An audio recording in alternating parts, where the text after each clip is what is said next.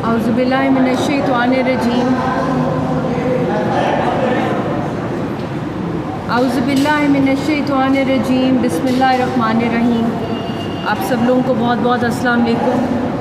और आज के दिन जो पूरे पाकिस्तान के अंदर जो और पूरी दुनिया में जो एक साल मुकम्मल हुआ है 5 अगस्त की जो घिनौनी साजिश तो हिंदुस्तान ने की, जो एब्रोगेट किया आर्टिकल 370 और 35A। उसके बाद ये जो एग्ज़िबिशन आज हुई है जो रावलपिंडी आर्ट्स काउंसिल में की है वकार सैदी साहब ने और इनकी पूरी टीम ने यहाँ पे, और जितने भी यहाँ पे आए हुए पार्टिसिपेंट्स, और मैं मीडिया की भी बहुत शुक्रगुज़ार हूँ कि आप लोग आए हैं कवरेज के लिए। आज के दिन पूरा 1 साल हो रहा है इस रीऑक्यूपेशन को। पहले भी हिंदुस्तान का कब्ज़ा था, मगर एक दफ़ा फिर इन्होंने मुकम्मल कब्ज़ा करने की जो साजिश है उसको इम्प्लीमेंट कर दिया है। अब कोरोना की आड़ के अंदर भी आप देख लें कि मकबूजा जम्मू कश्मीर के अंदर जो जुल्म हो रहा है कश्मीरियों के ऊपर, जब पूरी दुनिया का फोकस कोरोना पर है, तब और भी ज़्यादा लाखों की तादाद में इंडियंस को वहाँ पे सेटल किया जा रहा है। अभी जो लेटेस्ट रिपोर्ट है कि 5 लाख डोमिसाइल्स इशू कर दिए गए हैं हिंदुओं को इंडिया के। इस तरह ये लाखों की तादाद में जो 8 लाख हिंदुस्तान की आर्मी है उसको भी, और जो 6 लाख से ज़ायद लेबरर्स हैं हिंदुस्तान के, उनको भी ये डोमिसाइल्स दिए जा रहे हैं। इसका मतलब ये है कि जो नस्ल कुशी का प्लान है वो मुसलसल तेज़ी से दिन ब दिन तेज़ हो रहा है और कश्मीरियों को अपनी ही ज़मीन के ऊपर डिसएनफ्रेंचाइज कर दिया गया है, डिसमेंबरमेंट कर दी गई है। हमें अपनी ही ज़मीन के ऊपर रेफ्यूजी बना दिया गया है और वहाँ हज़ारों एकड़ जो ज़मीन है, चाहे वो टूरिस्ट लैंड हो, चाहे वो फॉरेस्ट लैंड हो, चाहे वो वेट लैंड हो, सब का सब हिंदुस्तान की कारोबारी शख्सियतों को उनके नाम लिखा जा रहा है, सेल हो रही है, वहाँ पे परचेज़ हो रही है, लीज़ पे लिए जा रहे हैं, और कश्मीरियों की अपने जो मलकियत के राइट्स हैं उनसे छीने जा रहे हैं। उसके साथ जिस तरीके से नस्ल कुशी की जा रही है, अंडरग्राउंड सेल्स बना दिए गए हैं। मकबूजा जम्मू कश्मीर में टॉर्चर सेल्स अंडरग्राउंड बनाए, जिसमें हज़ारों की तादाद में हमारे जवान लड़के लड़कियों को 3rd डिग्री टॉर्चर किया जा रहा है। और उसके साथ साथ वहाँ जितने भी हमारे एजुकेशनल इंस्टीट्यूट्स हैं मकबूजा जम्मू कश्मीर के, उनको भी हिंदुस्तानियों के नाम कर दिया गया है। अब उन्हीं को वहाँ पे सीटें मिलेंगी। जितनी भी थोड़ी बहुत जो जॉब्स थी वो भी सारी की सारी हिंदुस्तान को मिल गई हैं। जो हमारा बैंकिंग सिस्टम है वो भी हिंदुस्तान के नाम है। और उसके साथ साथ पहले तो 8 लाख फ़ौज थी, अब पूरे हिंदुस्तान को यहाँ पे एक लाइसेंस दे दिया गया है कि जाओ लोगों के घरों पे कब्ज़ा करो। RSS की दहशतगर्द तंजीमें जो हैं उनको वहाँ पे डिप्लॉय कर दिया गया है। और जितनी भी वहाँ पे सूफिया इकराम की जो दरगाहें हैं, जो हमारे मुसलमान कश्मीरी मुसलमानों ने जो मिल के अपने पैसे जमा करके इनको रिस्टोर किया है, जो सदियों पुरानी हमारी शनाख्त है, वो भी हिंदुस्तान ने अपने कब्ज़े में ले ली है। अभी ईद गुजरी है, ईद पे एज़ ऑलवेज़ ईद की नमाज़ नहीं पढ़ने दी गई। कोरोना का अच्छा बहाना था, कुर्बानी नहीं करने दी, मगर पहले भी कुर्बानी बैन है। रिलीजियस, इकोनॉमिक, पॉलिटिकल, लीगल, हर तरह का ह्यूमनिस्टिक जो राइट्स हैं कश्मीरियों के, वो हर लिहाज से उसके ख़िलाफ़ एक डेथ वारंट हिंदुस्तान ने इशू किया है।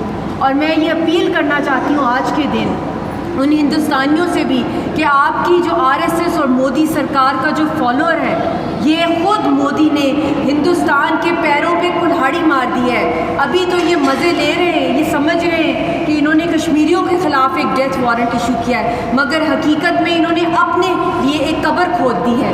क्योंकि पूरे हिंदुस्तान में जो माइनॉरिटीज़ के साथ किया जा रहा है, जो वहाँ ऑलरेडी तहरीकें चल रही थी, उनमें और तेज़ी आ गई है। 20 करोड़ मुसलमानों की तहरीकें चल रही हैं वहाँ पे क्रिश्चियंस हो गए, वहाँ पे दलित्स हो गए, बुद्धिस्ट हो गए।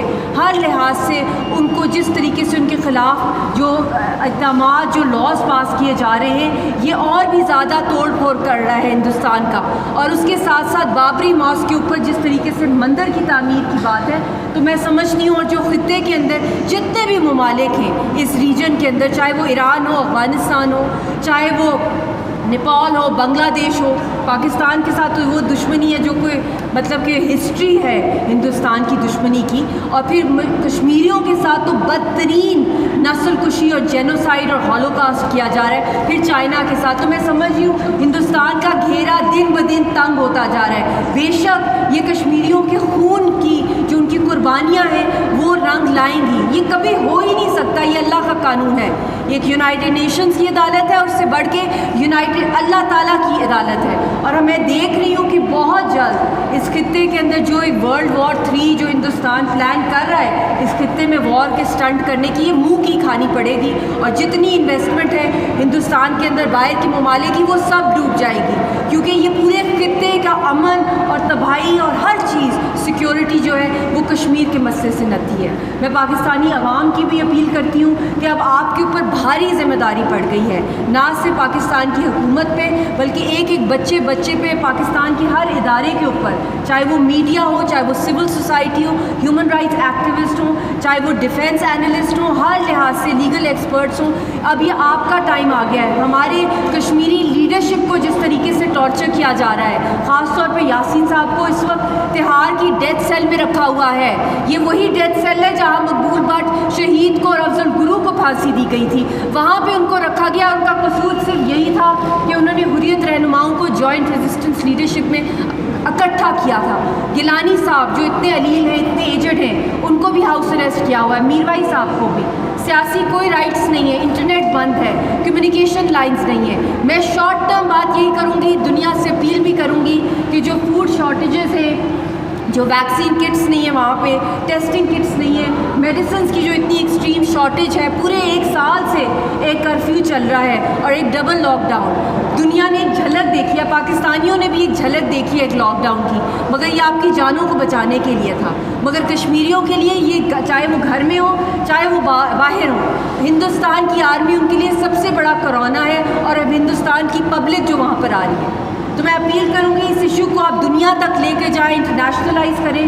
جہاں جہاں آپ بیٹھے ہوئے ہیں, آپ چاہے سوشل میڈیا کے اوپر ہیں, چاہے آپ سیمینارز کریں, چاہے آپ انٹرنیشنلی اپنے فرینڈز میں اسپریڈ کریں. میں اسٹوڈنٹس کو بھی یہ کہہ رہی ہوں. اور آج جس ہم لوگ یہاں پہ ایگزیبیشن کا جو افتتاح کیا ہے, اس طرح کی ایگزیبیشن میرے خیال میں پورے پاکستان میں بھی ہونی چاہیے اور مسلسل ہونی چاہیے.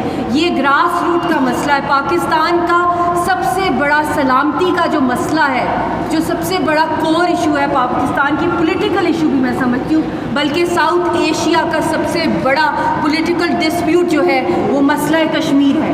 تو آپ سب لوگ اپنی پولیٹیکل پارٹیز کو بھی اپیل کریں, جو مجھے سن رہے ہیں, کہ ہمیں اب نیشنل ڈائلاگ چاہیے, نیشنل نیریٹو بلڈنگ کرنی ہے. اب ہمیں کم از کم 5 یا 10 سال کی ایک باقاعدہ پالیسی چاہیے, جس کے اندر آئی ایم شیور مجھے پاکستان کی عوام بھی ہم سب کو سپورٹ کری ہے, کشمیریوں کو, کہ جو بائی لیٹرل جتنا بھی ڈائلاگ ہندوستان کے ساتھ ہوا ہے وہ مکمل طور پر فیل ہوا ہے, کیونکہ ہندوستان قاتل ہے, ایگریسر ہے, آکیپائر ہے, وہ ہمیشہ دھوکہ دیتا رہا ہے. تو آپ لوگ سب ساتھ دیں اور ایک نیشنل نیریٹو ڈائلاگ ہونا ہے, جس میں ایک مسلسل ایک پالیسی آئے, جس کے تحت ہم کشمیر کے مسئلے کو یونائٹڈ نیشنز میں اسپریڈ کریں, اس کو ہم لوگ اسپریڈ کریں. جنیوا کنونشنز کی جو وائلیشن ہو رہی ہے, جو ہیومن رائٹس انٹرنیشنل لا کی وائلیشن ہو رہی ہے, جو انٹرنیشنل جتنی بھی کووننٹس ہیں, جس طریقے سے اس کا سب سے بڑا وائلیٹر ہے, یہ ہم نے ایکسپوز کرنا ہے دنیا کے سامنے. اس کے اندر ہم نے سب نے ایک قوم ہو کے نکلنا ہے ایک یونیفائڈ وے میں. بہت بہت شکریہ.